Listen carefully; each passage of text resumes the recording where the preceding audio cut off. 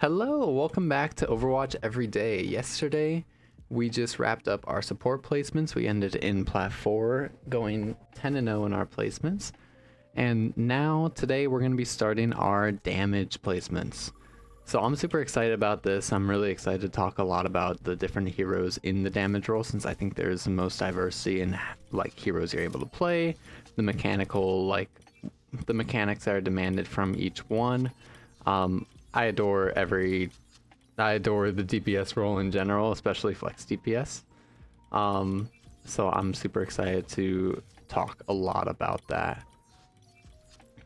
Every time I'm playing DPS, I do like to warm up in Vaxta, but unfortunately we won't get the chance here. New Queen Street, Paraíso, Runasapi. I'm not a big fan of Paraíso, but it can be pretty strong for DPS, especially that second point with the oppressive high grounds. If you have a good hit scan on you and you're able to just sort of chill up there and shoot down onto the enemy team, it can be very, very strong, and we will end up playing Paraíso. Looking like we're gonna be having a Roadhog. Now, whenever you're thinking about playing DPS, and especially like hit scan heroes like Ashe, Sojourn, Cassidy, Emre, D.Va's a very, very strong man. Generally, D.Va can shut down your hero quite a bit. A lot of the times Dominant too, if it's a pretty good map for Dominant, if it's more flat. If it's like a flat map with open sight lines, Domina or Sigma Band can be very, very strong to play, hit some hit scans. Flex DPS, I think, have a little bit more flexibility when it comes to like what they can play into. But we'll be seeing what are the DPS picks here. Looking like we're going to be on Roadhog, Mizuki.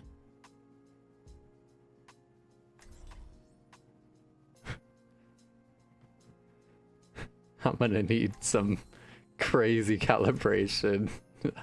It'll take a while, I think, to get up. We do go Cassidy, Ilari, Mizuki. So I look at our backline and think that we don't actually have that much healing, and with our Cassidy and Roadhog probably going to be taking a decent bit, I'm leaning into something a little bit more self-sustainable, something like a Tracer or a Soldier 76. Maybe an Emre. I'm not too confident on that. I haven't studied Emre too much. But I do know that their gun makes it very, very possible to just sort of live as soon as you ran at. The life steal on it's rather good. So I'm just going to kind of default. I think we're going to start with Tracer. Tracer's going to be a staple pick in a lot of games. She's just fundamentally really, really strong due to her high mobility, her high survivability, and her cleanup potential, as well as 1v1 potential. She's one of the best heroes in the game at just sort of marking out space and being a constant threat with a lot of uptime. So as soon as we see a Roadhog here, we're going to be taking this angle to see if we're able to peel out anyone's attention. So I missed the Mega.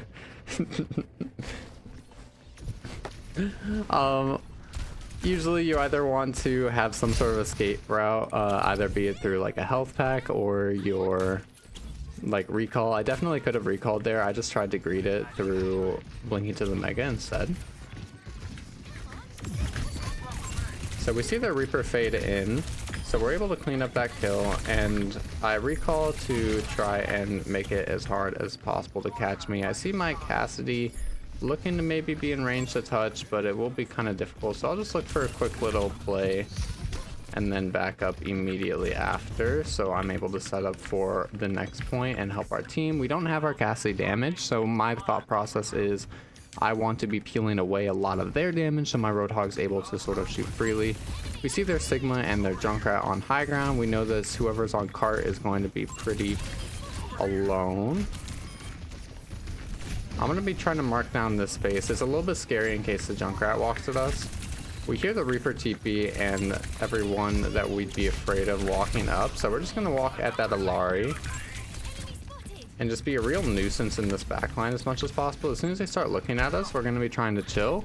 We still have our pulse bomb, so we're going to be looking for it here. Unfortunately, doesn't quite stick, but we are able to just clean up the back line. I'm able to be doing a lot on my hits with just raw mechanics, and raw mechanics are going to be very important to play DPS. But the most important part about DPS I think is often overlooked is giving yourself the opportunities to use your aim. Because the best DPS players in the world are the ones who will give themselves the most amount of shots, or the most amount of potential kills, and places to use their mechanics, and actually like hit them, you know? It has to be a very like fine balancing act. It can be, you need both. If you're not giving yourself enough opportunities to use your mechanics, even though if you have really good mechanics, you will end up being hard stuck sooner or later. Fortunately, I missed my blink there, and I'm feeling a little bit rusty. Not rusty, maybe just sluggish. And it seems like Tracer's actually struggling to get a lot of value here. Even though we're finding kills into their backline, it's not quite winning these fights as they're able to just kind of run down our core. So we're going to find the stick onto the soldier, and probably looking to swap off after this fight. I want to be trying to find the frag on this Moira, and we do end up finding it and then chilling on the point, but we will be going down, and I will be swapping to something I think with a little bit more oomph. So I'm going to be going Emray here. The idea behind Emray is, especially on this map, I should be able to spam out their Sigma shield quite a bit, making it a lot easier for my team to play the game and deny their map control a lot, as well as still be able to find the potential frags and clear out the Reaper inside of us a little bit earlier with just like the higher damage numbers. We don't need the mobility as much. So these cool lessons, I want to put myself into a position to try to help my core as much as possible. We should be pretty fine here.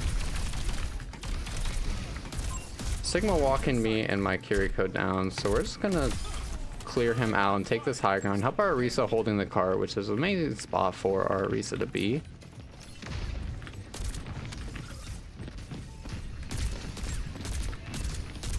So we see this Reaper uses Fade, so we're just going to try to clean him up as the best that we can. Drop into the low ground, and now I can step up a little bit. I have my gun, so especially with hit scans, a lot of the time you're going to be wanting to think about what aggressive space can I take with the resources that I have. Be it either you have a support with you, or you have your movement or survivability cooldown with you.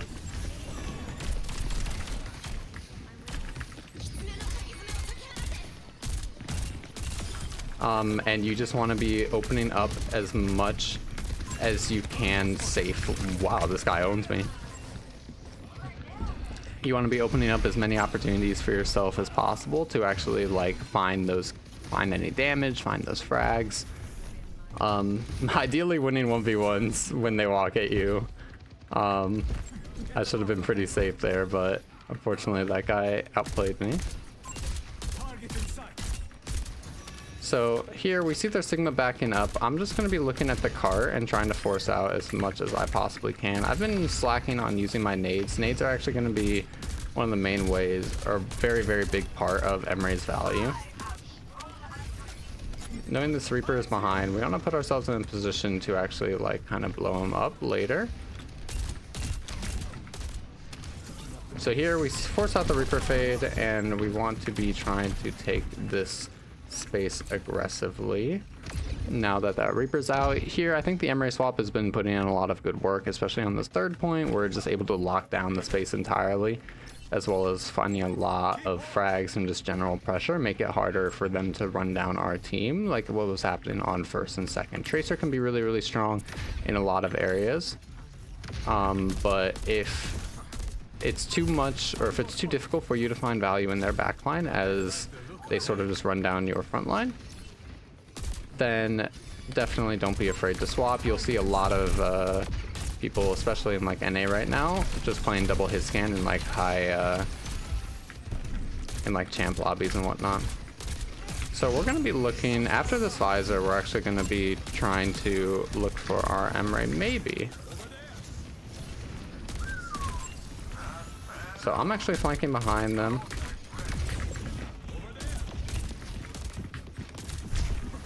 And I'm gonna be backing up main. Reaper's kind of running me down, but they should fall low to that play. I was really tempted to Emre ult, and I should have just probably sent it. I've been holding on to it for quite some time now, but there's been few... it always feels like the fight's in a spot where I shouldn't need it. But we do end up popping our rush and our pull. So I'm going to be using my Emre ult pretty early here to try and deter them from touching, especially with that stagger onto the Reaper and the Sigma. As long as we're stopping them from getting clean touches, we're going to be looking in a pretty good spot here.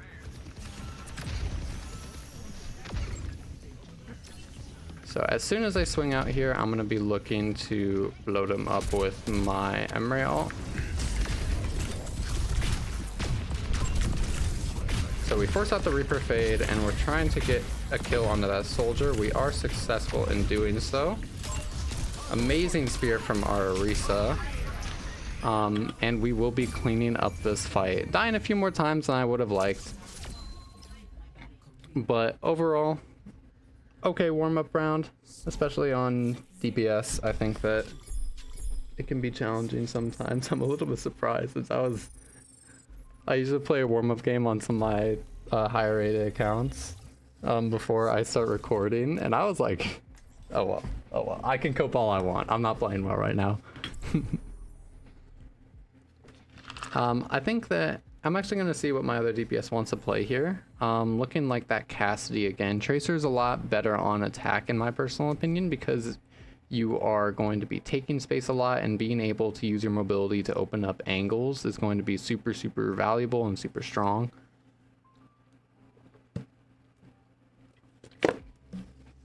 Emre's still very much a viable option though, being able to use your gun to take these high grounds and still take aggressive angles with your like high duel potential, especially when you have that gun or that pistol. I don't even know what it's like officially called, the Siphon Blaster.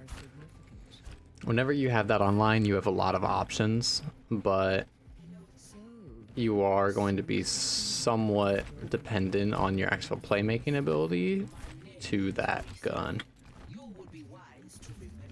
We're going to start off on Emre, see what we're able to get, and then if we are struggling, then we might swap to like a Genji or a Tracer or Sojourn a little bit later. Sojourn just allowing us to take a little bit more aggressive angles with the slide instead of the gun being a little bit more of a get out of jail card. Here we see their Sigma high grounds, so I'm just going to take the free volley and shoot out their shield. As soon as they are forced to use a lot of their shield, it's going to be really hard for them to play the game later in the fight. So the shield goes down, and we're going to take this angle aggressively. We see their Reaper in with no fade, so we're just going to maintain this angle and shoot out whoever we can shoot. We don't have to exactly force anything. We just want to take good space, shoot who we can shoot. Since I can see the Sigma, I shoot the Sigma. Since I can see the Moira, shoot the Moira.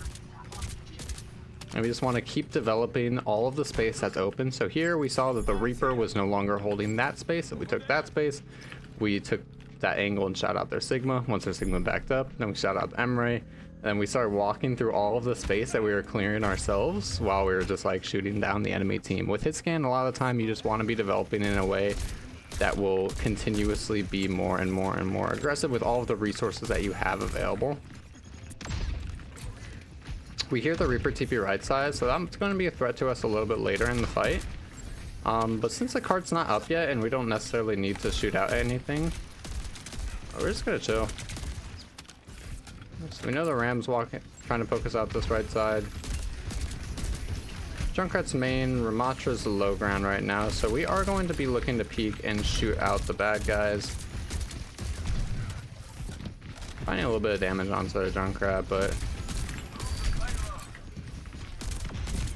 now that we hear the Reaper inside of us, it's really a good habit to just do what I call clearing your space.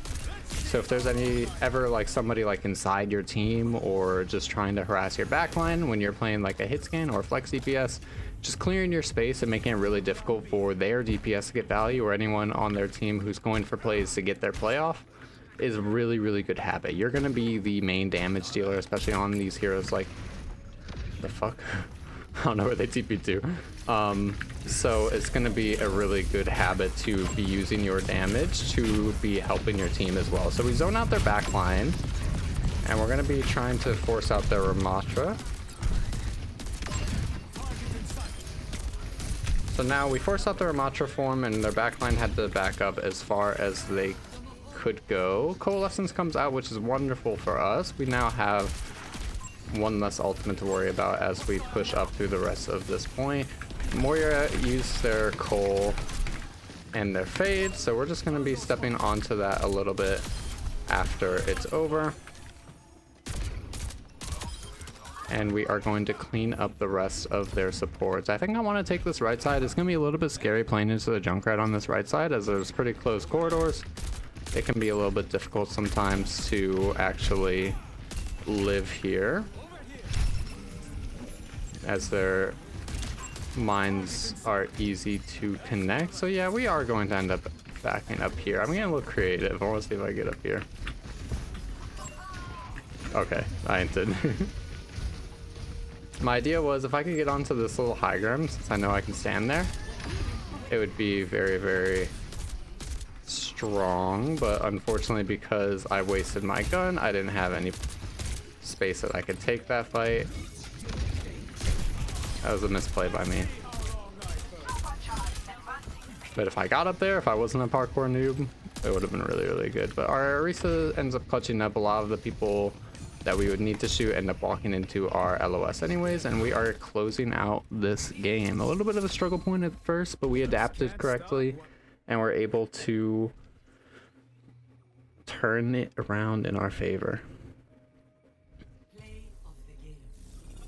End up getting play of the game too, ending the game 29-6. Not shabby for a first game.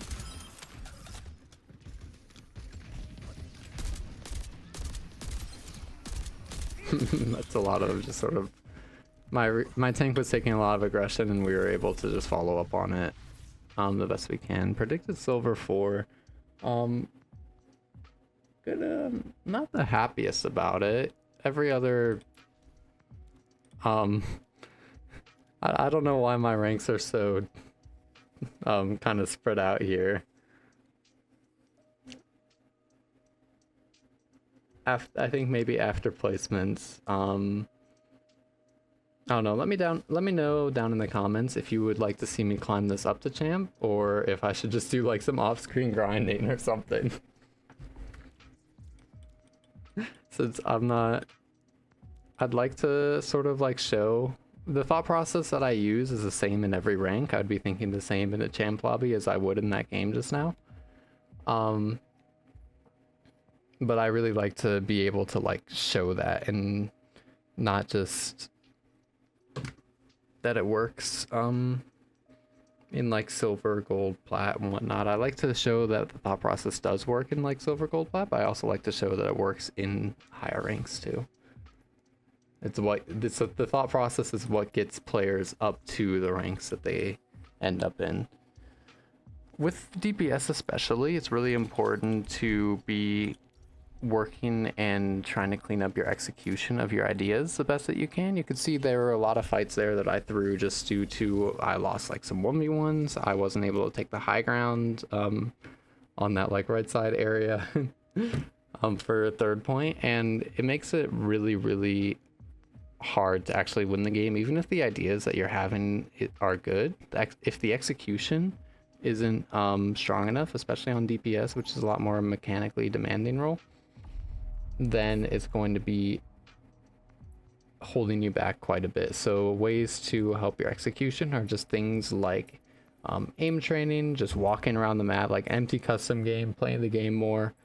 If you want to practice your movement, even if it sounds silly, like a lot of the best players just like get a really good feel for their ability with like their Sojourn slide by walking around like an empty custom game, or just playing like some casual like quick play, arcade, even just trying out heroes that you maybe don't have the best grasp on their mechanics can be very, very, very helpful. Looking at Esperança here, we see potential Domina ban. Maybe a cat.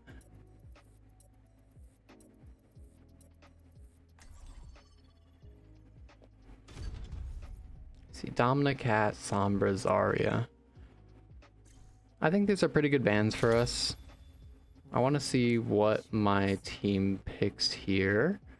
I think ideally I'd like to talk about a clicking hero, something like a Cassidy or an Ashe, but unfortunately our Cassidy gets taken by our other DPS. With the Ramatra, I want to see what my supports are looking like.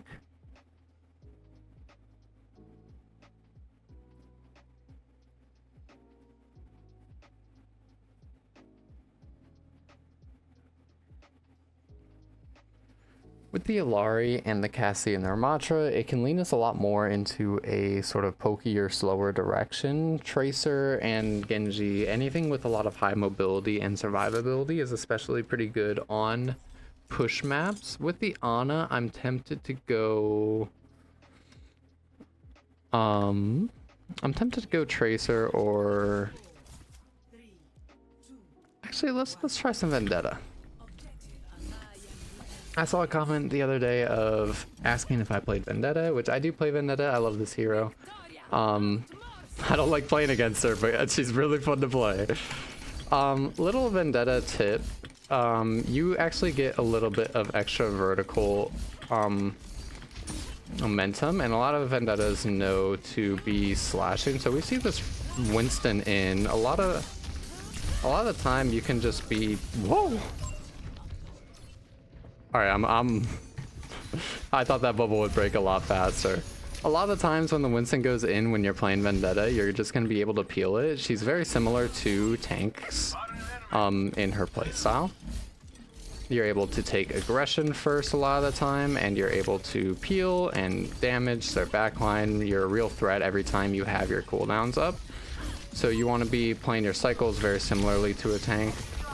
So here we're just going to slash and back, trying to chunk down their Winston armor.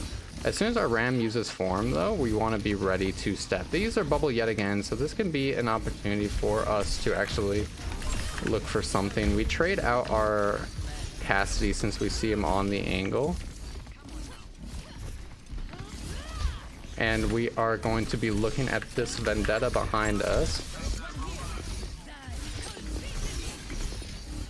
Just trying to clear out the best that we can, and we do end up finding the frags. Trying to use our stacks to go on their Winston, but we realize that we don't have our spin to get out. Since we don't have an escape plan, it's really, really dangerous to be going in like that.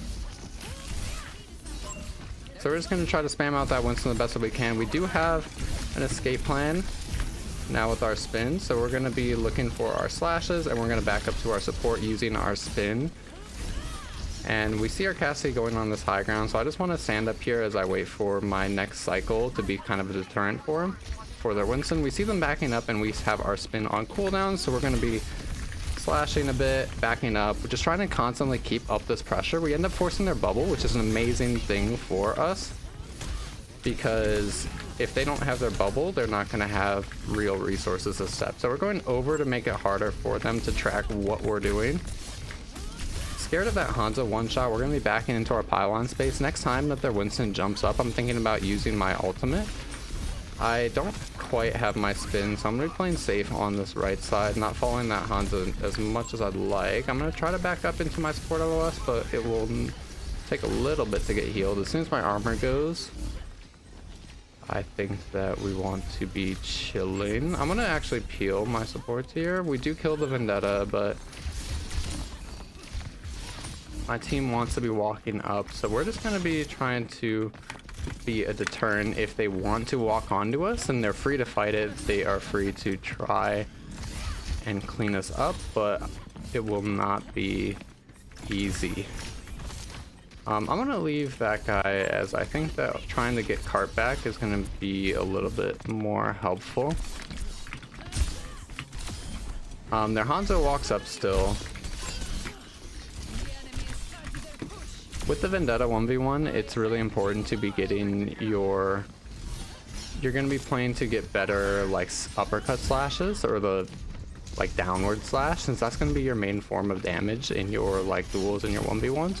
It's okay if you're whiffing the other parts of Vendetta slashes, as long as you're making sure that those connect, especially in the 1v1, since that's going to be a lot of your burst potential. Mizuki misses their chain, so we're able to step on him kind of for free. We're not able to use our sword quite yet, but they haven't committed in a spot that's really winnable for our team yet. It's a little bit too deep for us to chase that Hanzo, so we're going to be chilling a little bit. Their Vendetta uses sword, and we're going to be scouting out, seeing what's going on in this front line here. We use our Sun, they use their sword. We hear their Winston backing up, so it means that we're going to be having a lot of space. I'm going to be taking this right side to make it a little bit easier for myself to peel when their Winston commits in. So their Winston jumps at us, so I'm going to be backing up and stabilizing, though they use a lot of their cooldowns. We're going to be trying to peel this Vendetta, and we find the uppercut slash onto them. Now that the cart's ending or getting to a point where we can just be full chill burger mode, I'm just going to be saving my resources, making sure that I can get my sword off on the point. Our mantra actually goes down, which is not ideal. With the Zenyatta, since Vendetta plays pretty similarly to a tank, a lot of the time Zenyatta is actually going to be pretty big issue for us. Discord Orb is going to cut our uptime in basically by 30%, and it's going to chunk our armor really hard. It's going to make it very difficult for us, but it is a very killable target if we're able to get onto the Zenyatta. But we need to make sure that we're just giving them proper respect, because effectively it will take away just 30% of your health as soon as that Discord Orb is out on you. Our Matra's falling low. I'm actually going to use sword to peel him here. And we are not able to find anything with it, but we do keep our guy alive. Their Hanzo hits a very nice shot, and our team will be put onto the back foot for it. I think the better play for me, or some micro that I could have gotten better, was as soon as my overhead slash was complete, I could go into my block to make it harder for that headshot to be completed.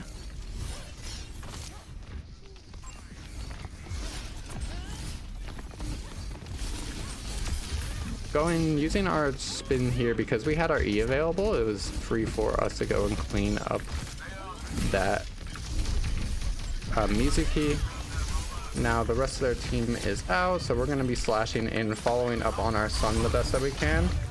So we pop both of our Alari's Sun targets. Zenyatta's back, so we're going to be trying to back as fast as we can. Fortunately, they were not able to clean us up, but it was definitely very risky. Chasing for those kills is something that Vendetta is going to like to do pretty frequently, but it can be kind of risky. You'll see a lot of the time Vendettas might have some high deaths because of that. It's not always a bad thing, but it is something you still definitely want to avoid. So because we're going down, I'm just going to crash out on point. Unfortunately, I was not able to die fully on the point. I think that I could have used my sword a little bit higher to get actually onto the bot, a little bit more control over my overhead slash. But since we continuously try to step, we're forcing out their Winston bubbles consistently, we're cleaning up their backline as we get advantages. We're finding a lot of value on the Vendetta. I think Tracer would be a really good pick here. But here we see their Winston go in, so we're going to try to clean him up, but we are unfortunately a little bit late to it. I think that I'm not paying enough attention to their Winston, so I'm actually going to be looking at him a little bit more intensely. Our mantra is just trying to chill for a bit. So we're actually going to look for our cycle on this Winston. We're able to force out their bubble because of it. Our mantra pops their ults and they pop their trank in response, so we're just going to try to live as much as we can. We no longer have the tank that's taking all of the pressure, and we don't have our cooldowns to really do things. So we're just going to back them up, let them walk into our spam, and maybe look for one cycle here. We see their Winston going right side. We know that we can kite this left outside of their spammers LOS. So we walk on their Winston, we force out their bubble, and that is a ton of value for us. Now their Winston's in, so we're just gonna slam their Winston. Trying to dodge this dragon the best that we can. Bubble comes out once more, and we're gonna chase down this Winston because he was a little bit too far into our team. He was not able to back up. He was still very much within our sword range. Just denying their steps as much as possible when we have this sort of advantage state is going to be very, very, very strong, especially on Vendetta. Vendetta can enable poke quite a bit by stopping and brawling out the heroes that would want to get onto your shooters, that would want to sort of deny your poke. Things like Winston, Bubble are very, very valuable resources that you are able to consistently force as Vendetta. And even if you're not exactly getting kills or getting onto their backline, there are ways to get value like that, which make this hero super, super strong. So here we see we force Bubble yet again. They're not able to step into our team safely whatsoever. We have our spin back, so we're going for a cycle. Ideally getting on their Zen. Backing up, not overstaying our welcome, but it opens up space for our team. Are getting a little desperate. So I'm just going to be playing on this front line here. We see that they pop their Trank, so we want to chill a little bit. Still holding this choke. We don't have to do anything that fancy right now. But their Zenyatta's a little bit too far up, so we're just going to spam on point.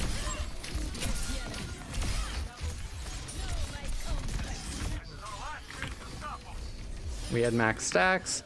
We were very much in our support LOS. They were not in, because the bot's positioning and this sort of wall, this cover was going to make it hard for their shooters to actually force us out. We were able to just sort of brawl on point forever. I was still ready to sort of dash out and get out as soon as it was looking a little bit too dangerous. But when you have the opportunities to just like super duper brawl, swing your sword and shit on the point, it's really awesome. If you can get into spots like that as Vendetta, you're going to be carrying a lot of games. So going up to Silver 2, okay, we're going up pretty quickly through the ranks. We went from Silver 4 to Silver 2. I'm pretty happy to see that. Ideally, if we can keep going up 2 ranks per, then we would be ending in Diamond if we continue winning. This is probably going to be my last game. I have an appointment pretty soon. But 3 games to start off for DPS I think is going to be pretty chill. Ideally, I really want to talk about a clicking hero, something like a Cassidy or an Ashe. We talked about some flex DPS on Tracer. We talked about Emre and a little bit more of a more mobility hero, or hit scans that have some mobility. A lot of the things I talked about on Emre could apply to Sojourn as well.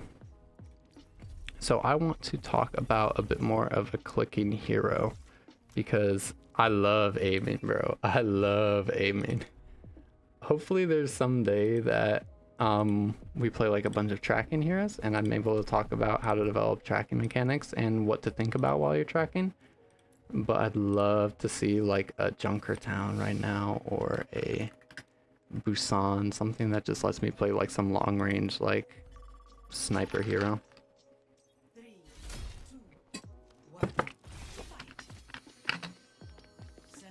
In the meantime, I'll talk about it a little bit here. So when I'm thinking in my warm-up or when I'm aiming in general, it's really important to just sort of, I think the most important thing when it comes to clicking and any sort of aiming in general in this game is just be calm and relaxed. You'll notice a lot of the times that if you're tensing up your hand a little bit too much or your arm, while it can look kind of flashy and it can look really like it can look really cool, especially in like clips if you're sort of jittering, it's not actually like that consistent. It can make your aim very inconsistent, and the way to build consistent aim is actually going to be like tension management. So you want to try to only tense your hand in the directions to move the mouse, while you continue to keep control over it. This is what a lot of the scenarios and things like Kovacs and aim labs actually help with. But in game, if you are taking deep breaths, you don't have to shoot at the max fire rate of whatever hero you're playing. It's really important to not force your shots. Whatever the most consistent speed you can actually land your shots is at, I personally believe, play for that. Play to hit your shots consistently. Don't try to force any shots that like you're not comfortable with or you don't need to do. If you're able to stay calm and just think about your aiming, only click when your crosshair is over them, then you're going to be looking in a really, really, really good spot. I low-key, this is the first time I'm picking first, but I really want to talk about Cass. So I'm going to be locking Cass here, maybe Widow on other points. I could actually play Widow here.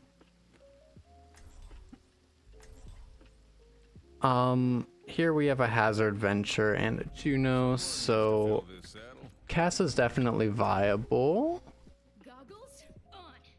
Yeah, actually, yeah, I'll run Cass. There'll be games that I'll play Widow for sure on the series.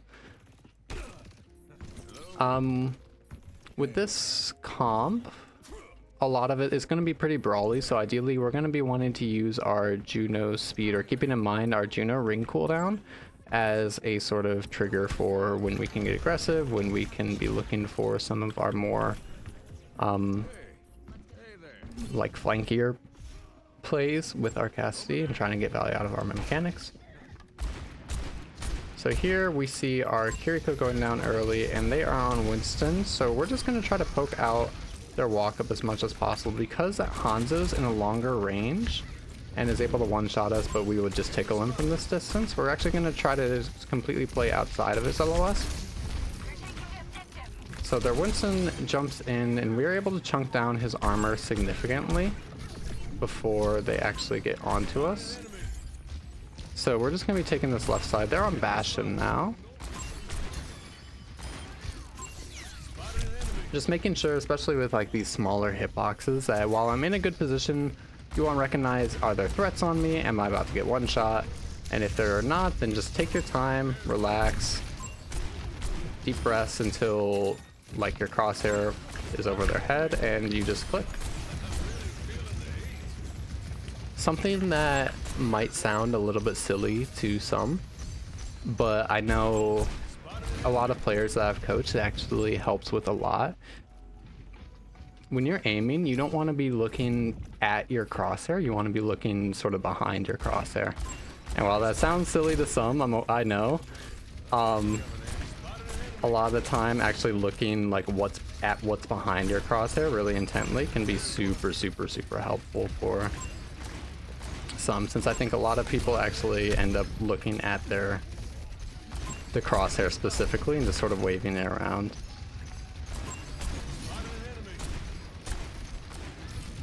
So here we're just taking this left side angle and we're just trying to poke out the cooldowns the best that we can. We see the Orisa walking us, so we're going to give a little bit of space. Anytime we're threatened on this roll, we can just kind of back up.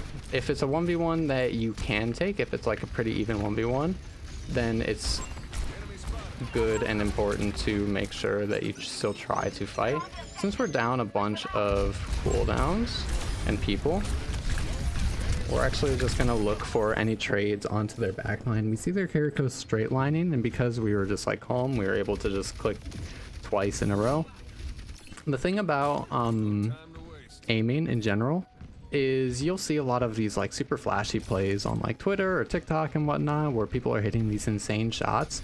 But the truth is, to get to high ranks, if you're giving yourself enough opportunities to like shoot the enemy team, a lot of shots are really easy if you're just calm about them. When you're aim training and when you're in like Vax and whatnot, you don't want to be super like, you don't want to be like practicing to try to get like these really like insane shots all the time. You want to be really consistent at hitting the easy shots, since it's really easy to miss easy shots.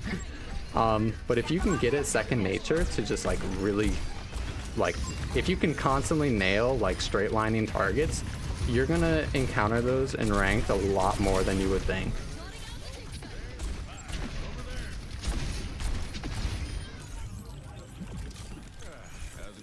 I don't have the greatest aim out of like champ players. I come from playing main support. I come from being a Lucio one trick and then being a Reinhardt one trick. So all of the aim that I've developed afterwards has been like based off of playing heroes that don't really need the mechanic skill a lot. While my aim is still like fine and I can get up to champ consistently on DPS, it's nothing like astounding. It's nothing like you'd see from like OWCS DPS players. But despite like me not having like as incredible of an aim skill as some other like champ players, since I focus on just trying to hit the easy shots as much as possible and giving myself as many chances as I can to hit the easy shots, then I'm able to find a lot of value in game, and I'm able to like carry on DPS consistently because of that. Mechanics are important, especially for DPS, but you don't need to have ridiculous, insane mechanics if you find a nice balance. So here it's going to be really scary to peek that, so we're actually going to let them walk into our space a bit. They find a pretty nice javelin onto us, so we're just going to give the space and live to fight another day. Our hazard goes into their backline, which is a little bit scary. And we're going to try to bait someone into us for a 1v1 here.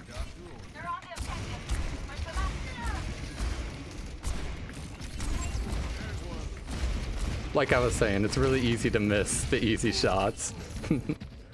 If you're able to kill things like that consistently though, then you're going to be able to find like a ton of value on hit scan especially.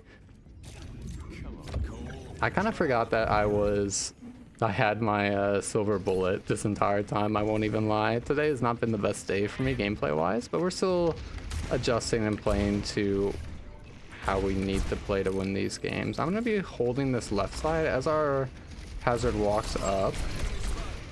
They're going to be opening up a bunch of space, which will push people into our LOS. Because I know that the enemy team doesn't have ultimates, and because I saw how they were positioned, it was actually really weak to stop our hazard walk on this top right. So I was able to maintain this left side hold and trust that they would be able to push them into my effective range. And even if they didn't push them into my effective range, if they pushed down my hazard on this right side, I would have been able to start sweeping this like left and shoot their backline and their squishies from there.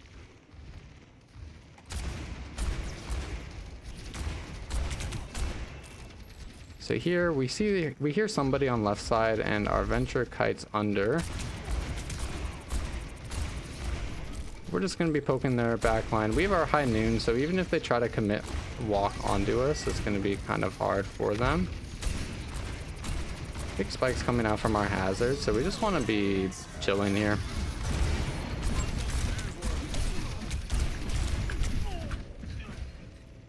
The Orisa does get a nice spin onto us. I think I could have held my noon for a little bit longer. Or I could have popped it a little bit sooner. Either way, it probably would have gotten a lot more value than it did. Our venture is chilling on low ground, and we can hear a lot of people shooting at them and chasing them. So it means that we have some space to work with. We're going to grab this mini and then look to fight this Emre. This Emre is going to be a pretty big issue for our team later in the fight. And now that we have good space, it's time for us to just try to hit the easy shots.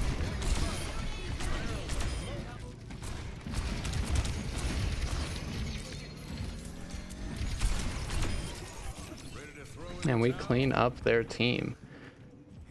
I think a lot of the time when you're going to be playing DPS, there are going to be 1v1s that you're going to need to take, and that will be like the real test of your mechanical skill.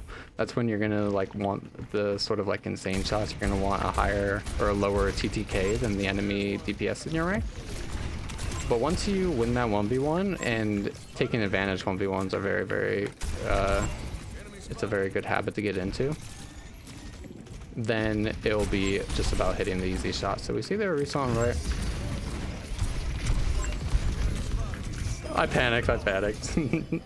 I got super stressed because their Emre was ulting, even though those are like super easy shots to hit. I just wasn't expecting him to like drop to the floor when I used my flash. I didn't know how that interaction worked. That makes sense. I now know for next time. Holding this high ground here, their Kiriko falls low. But we're down our hazard. It's going to be a little bit hard for us to actually win this fight. Our Venture's playing to get touch. We hear the Orisa on left side. We're not actually able to play the game on left side if the Orisa's there, so we're just going to take top right. Trust that our Venture will get touch.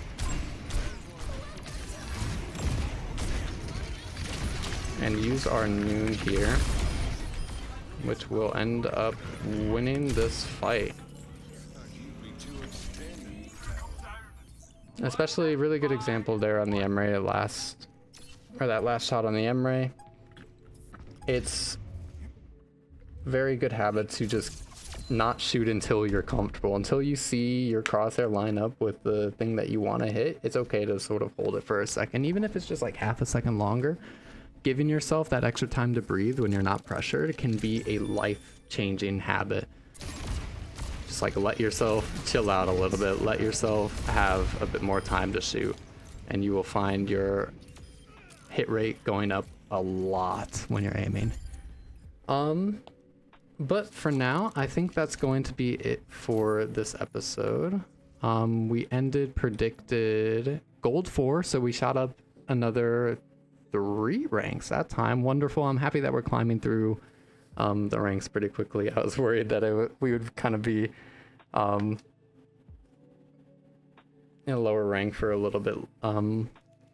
But we are able to go 3-0 for today. I was able to talk about aiming for a good bit. Clicking especially, I think that the game on Cassidy is really, really important to just give yourself time to cook, give yourself time to shoot, and it's something that you can apply when you're aim training at Vaxta or Kovacs or aim labs. Just making sure that your shots are consistent is one of the biggest parts of finding value on HitScan. So with that out of the way, that was Overwatch Every Day, and I'll see y'all tomorrow. Bye bye.